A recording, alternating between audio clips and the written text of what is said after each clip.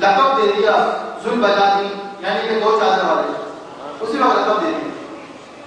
اور حضور اکرم صلی اللہ علیہ وسلم نے اس کو بیعت کروایا، کلمہ پڑھایا، دین اسلام میں داخل ہو گئے. فرمایا بیٹھ جاؤ اس صف میں، یہ وہ صف ہے جہاں صحابہ کرام بیٹھتے ہیں، قرآن پڑھتے ہیں، تم بھی بیٹھ جاؤ.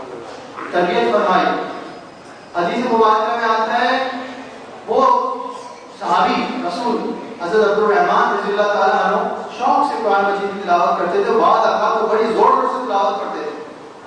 ایک دفعہ تو اتنی زور سے قرآن کی تلاوت پڑھ رہے تھے کہ حضرت عمر بن فاروق رضی اللہ تعالیٰ عنہ کو ناگواری گزری اور انہوں نے کہا یا رسول اللہ صلی اللہ علیہ وسلم یہ بدو پتہ نہیں کہاں سے آ گیا، آپ اس کو منع کریں، بہت زور سے چل رہا ہے.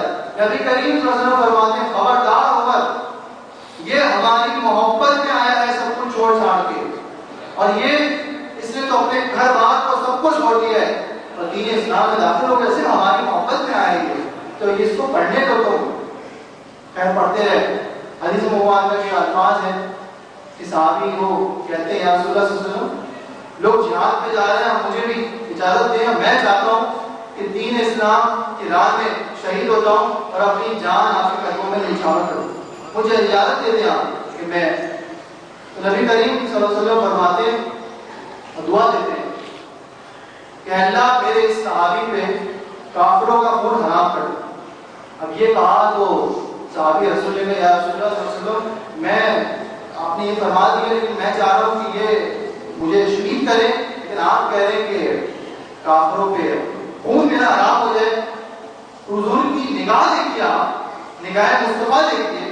حضور فرماتے ہیں کہ بھائی آپ جائیں، ہو سکتا ہے راستے میں بخار آئے اور آپ اس میں ہلاک ہو جائے، آپ کی ہلاکت ہو جائے، تو اس بدلے میں بھی آپ کو شہادت مل جائے گی اور آپ کو جو خواہش ہے وہ پوری ہو جائے گی. دین اسلام کی راہ میں آپ راہ پیش کر دیں گے، بڑے خوش ہو.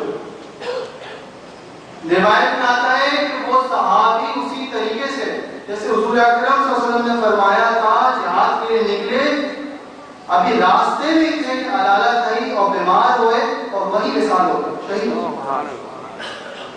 یہ جو لوگ کہتے ہیں کہ نبی کو دیوار کا علم نہیں، حضور نے یہاں سب کچھ بتانے پہلے سے کہ تمہاری شہادت جو ہے وہ بخار کے ذریعے ہوگی. اب ہے آگے سننے والی بات، اصل بات جب شہادت ہو گئی تو لوگ لے کے آئے رکھا. صحابی کہتے ہیں کیا منظر تھا کہ ابو بکر صدیق بھی کھڑے ہیں، عمر فاروق بھی کھڑے ہیں، عثمان غنی بھی کھڑے ہیں اور مولا علی کرم اللہ وجہ بھی کھڑے ہیں، اور نبی کریم صلی اللہ علیہ وسلم خود قبر انور میں تشریف لے گئے اور فرمانے لگے لاؤ میرے ذوالبجادین کو لاؤ، میں اپنے ہاتھ سے اس کو قبر میں لٹاؤں. لایا گیا، آپ نے اپنے ہاتھ مبارک سے لٹایا قبر میں. جب قبر ڈھک گئی تو نبی کریم صلی اللہ علیہ وسلم نے اپنے ہاتھ مبارک پر اٹھایا آسمان پہ، فرمانے لگے مولا کریم آج کی رات تک میں ان سے راضی تھا، اب تو بھی ان سے راضی ہو.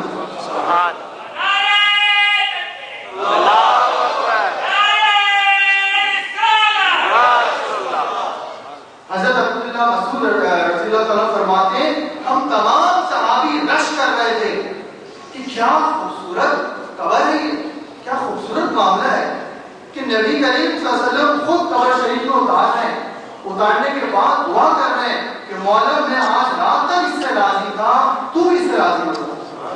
جان محترم یہ ہے عشق مصطفیٰ کا انعام.